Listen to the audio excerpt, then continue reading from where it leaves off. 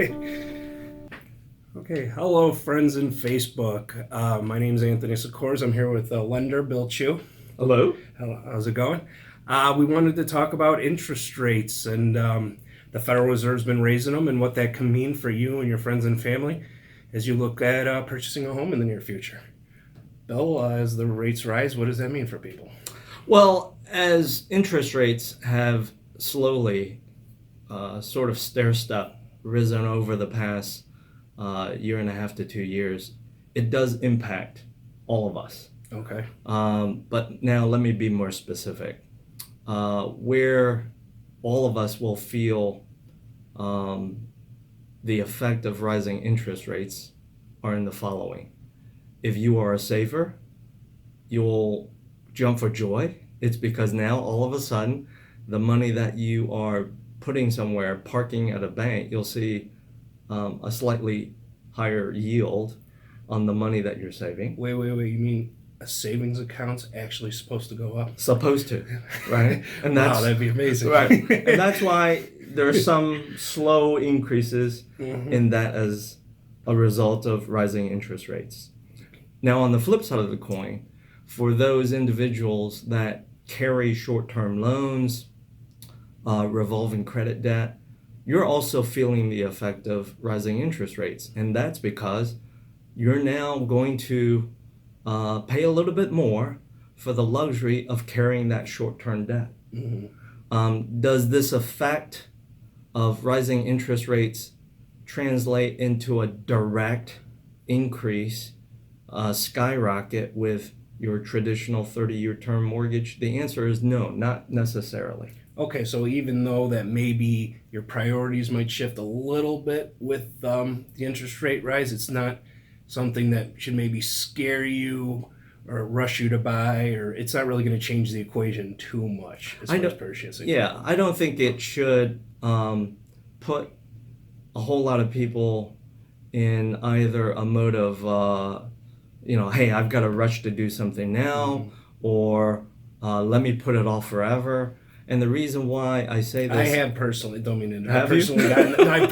I personally gotten the question, what are interest rates going to look like in a year? Right. And you're kind of like, well, that's why we got you here to right. So to to put things into perspective, let me share with you just a rule of thumb.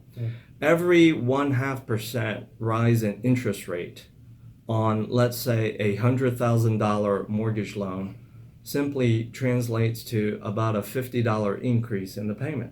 Okay. So, for those individuals that have a reason to buy a home now, have a reason to plan to buy a home in the next 6 months or the next year, it simply means this.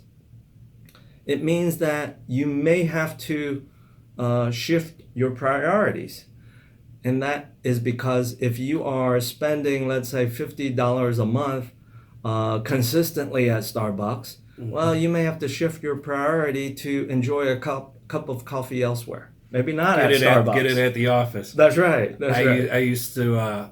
I really did used to get 2 5-hour energies a day. It was it was like $6 or $8 a day I'm spending just on that. Yeah, that's amazing. Just a couple bucks a day, you know? Right. Okay, so we wanted to talk about what's happened since 2009. Right. After, with the housing situation back then, there was a lot of crackdowns on, just got harder maybe to get a loan. What would you say has been loosening up since then? I think what's loosened up within the past several years with lenders across the board is you are now seeing more loan programs available to help a certain segment of buyers. So for example, your first-time home buyer, just like before, those loan solutions still exist, such as low money down FHA, low money down conventional loans. On top of that, you also see in certain instances loan solutions where they allow you to include what is called a non-borrower household income or border rent income. Okay. So it's all about just trying to help a certain segment of ready, willing, and able buyers get a loan to be able to complete their home purchase. Now, having said that, the one thing that has not changed since 2009 is the fact that all lenders play by the same playbook, especially when it comes to your traditional mortgage. And by that I mean they are looking at you using the Jerry Maguire movie slogan, show me the money. They're looking at you to say, hey, show me your earned income so that we can clearly see you can pay this loan back. Of course. And you say everybody plays by the same playbook. What would you say are maybe some outside the box unique options for buyers? Great question. The old cliche, what falls does rise, what goes down does come up. So the reality is this: those property owners of the past who are now called boomerang buyers, maybe they completed a foreclosure, completed a short sale, maybe a derogatory event due to life changes is now well past behind them. Those buyers now can still get a loan. It's just that the type of loan that they need may be what we call out of the box.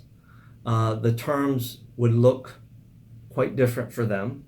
A little bit. Right. Meaning maybe it's a higher interest rate. Maybe it also requires a little bit more skin in the game, a larger down payment. But the fact of the matter is those loan solutions exist as well. So for those of you who have friends or family members who may be boomerang buyers, the answer is, hey, if they're ready, willing, and able to buy a home and they need financing, it's available. Okay. Well, thank you, Bill. Thank you. No problem. If you have any questions or you want to ask me or Bill a question, you can go ahead and message us, and we'll be doing more of these videos, and we look forward to seeing you guys. Yeah. Goodbye.